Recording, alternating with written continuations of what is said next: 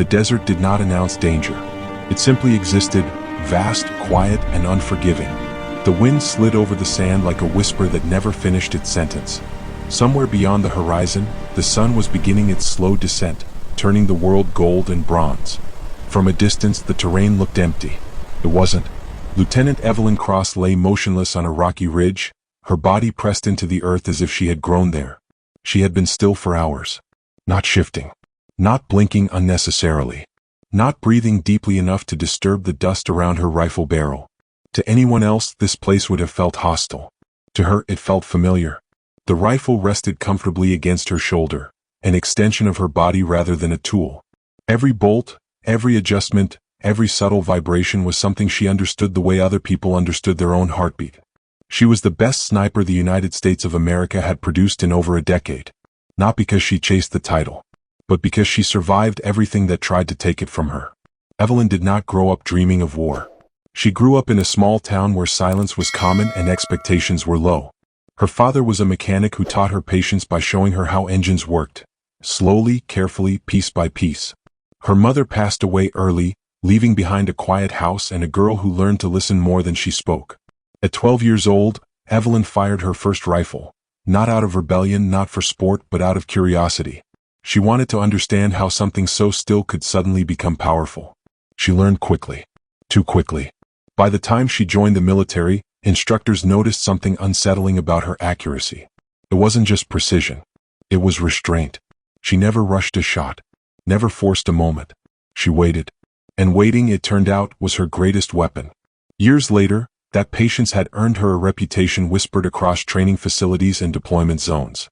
Cross doesn't miss. Cross sees things before they happen. If she's overwatching, you're already alive. But reputations meant nothing on the mission that brought her to the desert that day. This mission had a name that sounded harmless enough, Operation Silent Ledger, but everyone in the briefing room understood the truth. This was not a rescue, not a show of force. This was a single-chance operation.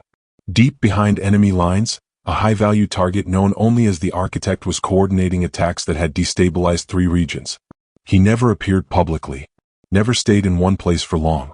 No photographs existed that were less than 10 years old. Finding him had taken years. Reaching him would take one shot. And failing meant dozens, maybe hundreds, would die in the months that followed. That was why Evelyn had been chosen. Not because she was fearless, but because she understood consequences. The mission plan was brutally simple. She would infiltrate with a 2-person support unit. They would establish overwatch near an abandoned industrial compound believed to host a midnight meeting. Identification would be confirmed visually. No backup. No air support. One shot. Extraction would be optional. Evelyn didn't ask questions when the plan was laid out. She studied the terrain maps, memorized wind patterns, calculated angles in her head. When the commander finished speaking, the room was silent. Then Evelyn said only one thing. Tell me the distance. Now, hours later, she waited. Her spotter, Sergeant Miles Rourke, lay a few meters behind her, scanning through optics. Miles had worked with Evelyn before. He trusted her judgment without needing explanations. The radio remained quiet. Too quiet. That was when Evelyn felt it. A subtle shift. Not in the environment, but in herself. Something was wrong. She adjusted her scope slightly and scanned the compound again. At first glance, nothing had changed. Guards moved in predictable patterns. Vehicles sat idle. Lights flickered. But predictability was the problem. They're early, she whispered. Miles checked his watch. Meeting isn't scheduled for another 40 minutes. They moved it, she said. Or they're testing the perimeter. Her finger rested near the trigger, but she didn't tighten it. Yet. Minutes passed. Then movement. A convoy entered the compound, 3 vehicles, no markings. Dust rose briefly, then settled. One figure stepped out, surrounded by security. Evelyn focused. The man walked with confidence, but not arrogance. His posture was calculated. His steps measured. He wasn't the loudest presence. He was the quiet center of attention. That's him, Miles said softly. Evelyn already knew. She adjusted for wind, distance, elevation. Her breathing slowed until each inhale and exhale felt like a metronome. But something stopped her. The target paused. He turned just slightly and looked toward the ridge. Not directly at her, but close enough. Evelyn felt the weight of the moment settle into her chest.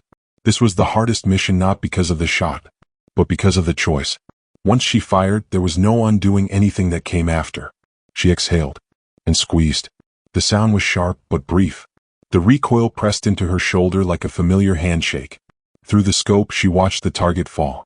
Chaos erupted instantly. Guards scrambled. Shouts cut through the night. Vehicles roared to life. Confirmed, Miles said.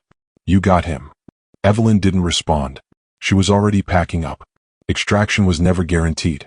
And the desert did not forgive hesitation. They moved fast, too fast to be careful, too slow to be invisible.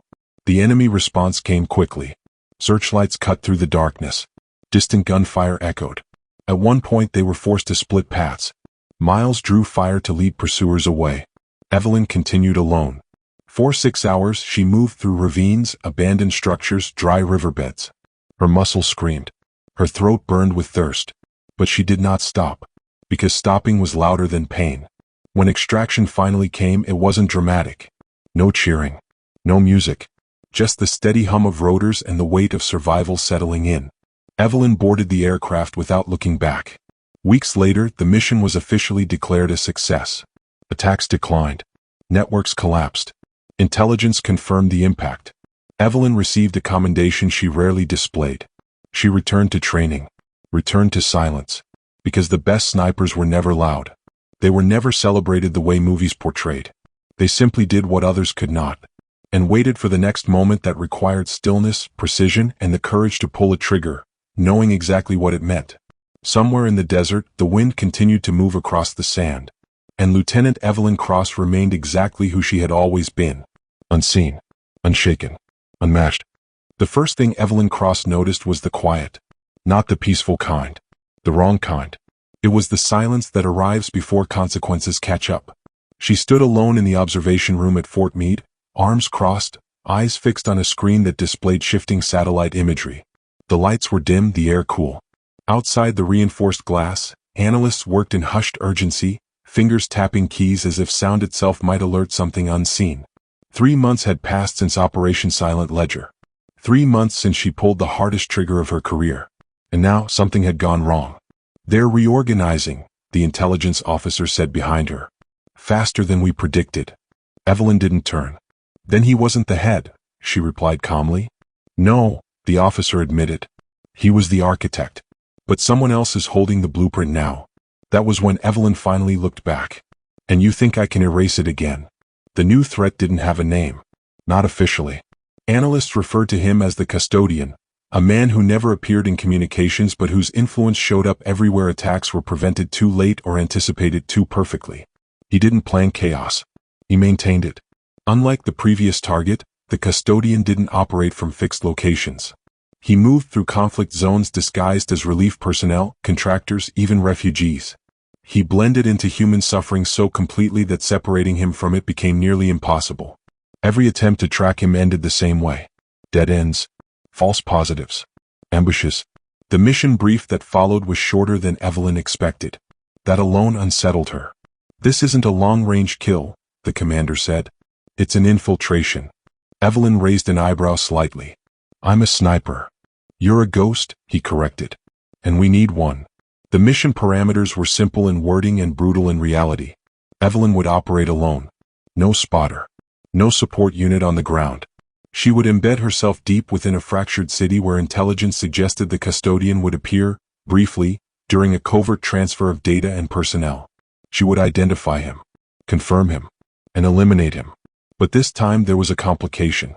Extraction was not scheduled. If she made it out, it would be because she earned it. Evelyn studied the map projected onto the wall. Streets overlapped like scars. Buildings leaned into one another, half destroyed, half occupied. Urban terrain. Unpredictable. No long, clean lines of sight. No distance to protect her. This is close work, she said. Yes. And if I'm wrong? The room went quiet. Then we lose more than a sniper, the commander said. Evelyn nodded once. I'll pack light. She arrived at night. The city smelled like smoke and wet concrete. Generators hummed in the distance. Somewhere a child cried, then stopped. Evelyn moved through the streets dressed like a local. Layers of worn fabric, a scarf pulled low, her rifle broken down and hidden inside what looked like scrap metal tubing. Her heart rate stayed low. Her breathing steady. She wasn't hunting from afar this time. She was inside the scope. For days she observed. She learned routines, patterns. She watched people who were pretending to be ordinary and ordinary people who were pretending not to be afraid. Then on the fourth night she saw him. He wasn't impressive. That was the danger. The custodian stood in a dimly lit building, speaking softly to a small group. No raised voice. No commanding gestures. People leaned toward him, not because he demanded attention, but because he made them feel chosen. Evelyn watched from across the street through a shattered window, her rifle assembled and balanced against debris. The distance was short. Too short. Her finger rested against the trigger. And she hesitated. Because something about him felt familiar. Not personally. Professionally. He wasn't reckless. He wasn't cruel. He was precise. Just like her. She waited for confirmation. It came in the form of a transmission intercepted moments later. Orders moving resources, weapons, and people with devastating efficiency. There was no doubt now. She adjusted her aim. But before she fired, the building went dark. Lights cut out across the block. And in the same instant she knew. He knew too. Gunfire erupted from below. Not random. Targeted. Her position. Evelyn rolled back as rounds shattered the wall she had been leaning against. Concrete dust filled the air. She grabbed her rifle and moved fast, heart pounding for the first time since deployment. This wasn't a retreat. It was a test. They chased her through stairwells, alleys, rooftops. She disabled 2 pursuers silently, disappeared into crowds, doubled back through smoke-filled corridors. But the custodian didn't flee. He waited. And that was the mistake. They met at dawn. A half-collapsed structure overlooking the river. No guards. No weapons visible. Just 2 people who understood what the other was capable of. "You're far from home," he said calmly. "So are you," Evelyn replied, rifle raised. He smiled faintly. "You could end this now." "Yes," she said. "But you won't," he said. "Not yet." She didn't deny it. Because this mission was no longer about distance or precision. It was about responsibility. "You believe you're preventing chaos," Evelyn said. "I'm preserving balance," he answered. "You remove people like me, something worse fills the space." "That's fear talking." "No," he said. "That's history." For a moment, the world felt suspended between them. Then Evelyn made her choice. She fired. 1 shot. Clean. Final. Extraction came 3 days later. Unplanned. Uncelebrated it. Evelyn returned thinner, quieter, carrying more than equipment. The custodian's network collapsed slower than expected. But it collapsed. And something else happened too. For the first time, Evelyn submitted a request. Indefinite leave. Not retirement. Just space. Because the hardest missions weren't the ones that tested skill. They were the ones that tested belief. Somewhere beyond the noise of command rooms and satellites, the world continued, fragile, complicated, unfinished. And Evelyn Cross walked back into it knowing one thing for certain. She still never missed. But now she understood exactly what every shot truly cost. Silence followed Evelyn Cross home. Not the peaceful kind she once welcomed, but the kind that lingered too long, settling into corners, stretching between breaths, waiting to be acknowledged. Her leave had lasted 8 months. 8 months of early mornings without briefings. 8 months of nights without coordinates burned into her thoughts. 8 months of pretending she could exist without being needed. She lived quietly in a place no one would think to look. No headlines followed her. No medals hung on the walls. Just a rifle locked away, untouched, and a woman learning what stillness felt like when no one was watching. Then the call came. Not through official channels. Not with rank or ceremony. Just a single message delivered in the old way. "We need you." Not officially. Not clean. Evelyn stared at the screen for a long time before replying. "Who's we?" The response came slowly. "That's the problem. The meeting was off the books. A warehouse near the coast. No insignia. No uniforms. Just faces she recognized, and one she didn't expect to see again. Sergeant Miles Rourke. Older now. Thinner. Eyes sharper but heavier. "You look retired," he said. "You look like trouble," Evelyn replied. They didn't shake hands. They never needed to. The man running the briefing wasn't military. Not officially. His voice carried authority without rank, confidence without arrogance. "There's been a breach," he said. "Not external. Internal." Evelyn's expression didn't change, but something tightened inside her chest. "How internal?" He brought up a projection. Classified files. Mission logs. Sniper Overwatch reports. Her reports. Someone had accessed her history, then altered it. Someone's using your signature, he continued. Your timing. Your patterns. Your methods.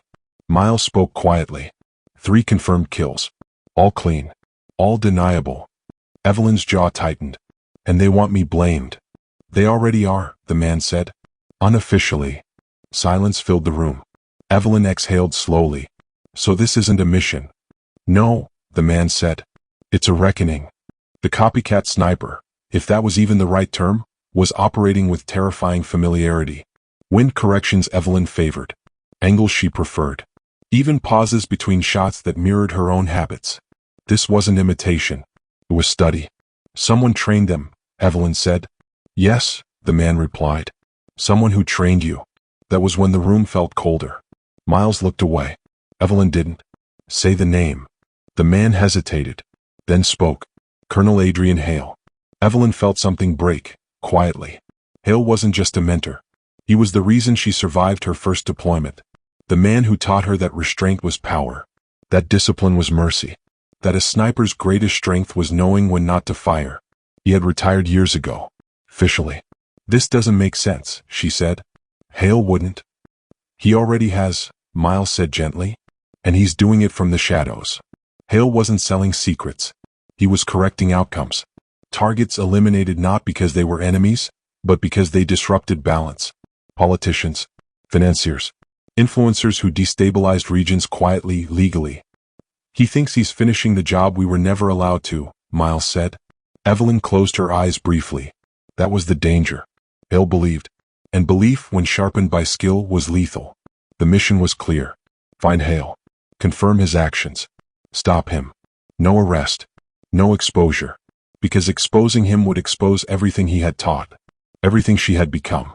Hale anticipated pursuit. That was the problem. He changed locations constantly. Used no digital footprint. Communicated only through couriers trained to disappear. But he made one mistake. He left a message. Not written. Not spoken. A pattern.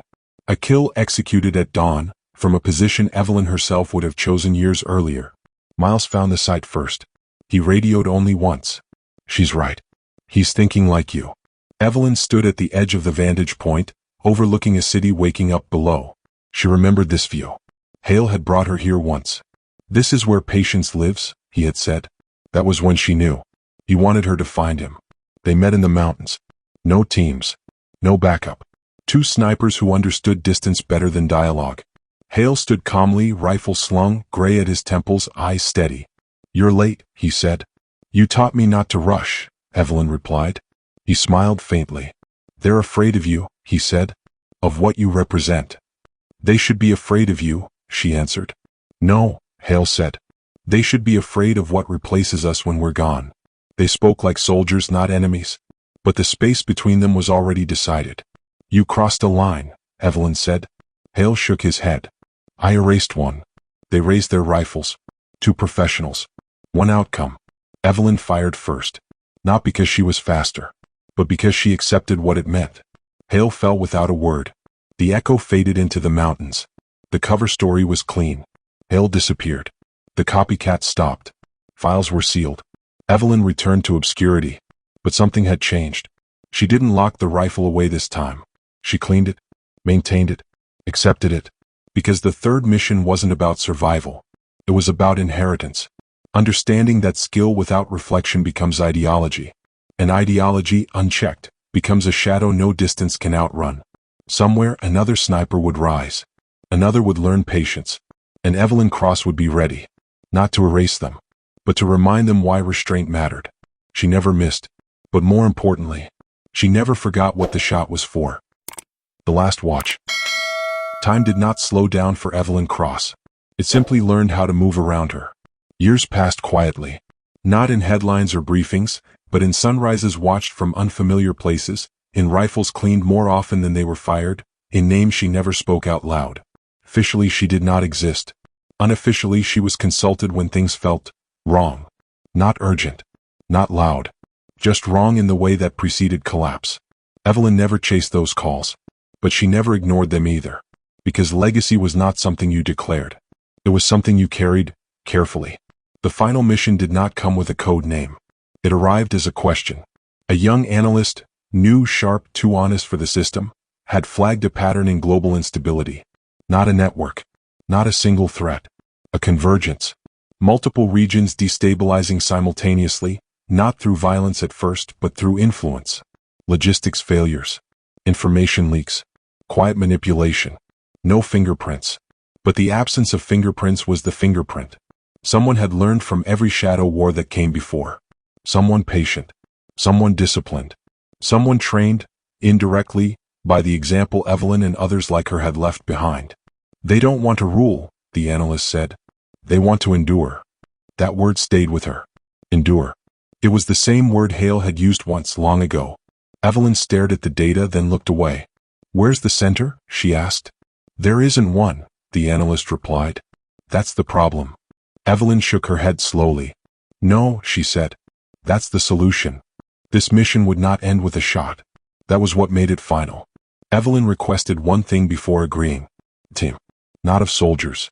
Of students. Observers. Quiet operators still learning restraint. Men and women who believed precision was about accuracy alone. She wanted them to see what came next. They traveled lightly. No patches. No ranks spoken aloud. Evelyn never positioned herself at the front. She watched. Corrected gently. Asked questions instead of issuing orders. And slowly the pattern revealed itself. The threat wasn't a person. It was a philosophy. A decentralized doctrine built on the idea that chaos didn't need to be created, only allowed. Evelyn understood then. This wasn't something you could kill. It was something you had to outgrow. They reached the final observation point at dusk. A high ridge overlooking a city that would never know how close it had come to unraveling. The young sniper beside her adjusted their rifle nervously. Permission to take the shot? They asked. Evelyn studied the distant figure through her own scope. The target was important. Dangerous. And replaceable. She lowered the rifle. No, she said quietly. The sniper hesitated. But we can end it. No, Evelyn repeated. We can interrupt it. She explained calmly. Remove influence, not existence. Expose leverage, not faces. Break momentum, not bodies. The sniper listened. So did the others. And in that moment, Evelyn understood something she had never allowed herself to believe before. She was no longer the weapon. She was the pause before it was misused. The operation unfolded without a single confirmed kill. Supply chains disrupted quietly. False narratives collapsed under scrutiny. Pressure applied where silence had once protected corruption. Within weeks, the convergence dissolved. No announcement. No credit. Just stability returning like breath after panic. Evelyn submitted her final report without embellishment. Then she did something she had never done before. She declined future tasking. Not with bitterness. With certainty. On her last day at the range, she fired 3 rounds. Each one perfect. Then she handed the rifle to the youngest sniper. Why me? They asked. Evelyn smiled faintly. Because you asked permission, she said. She walked away without ceremony. No music. No salutes. Just wind moving through open space. Years later, her name appeared nowhere official. But in quiet rooms, instructors told a story. About a woman who could end wars with a single shot, but chose when it mattered most not to. They said she never missed.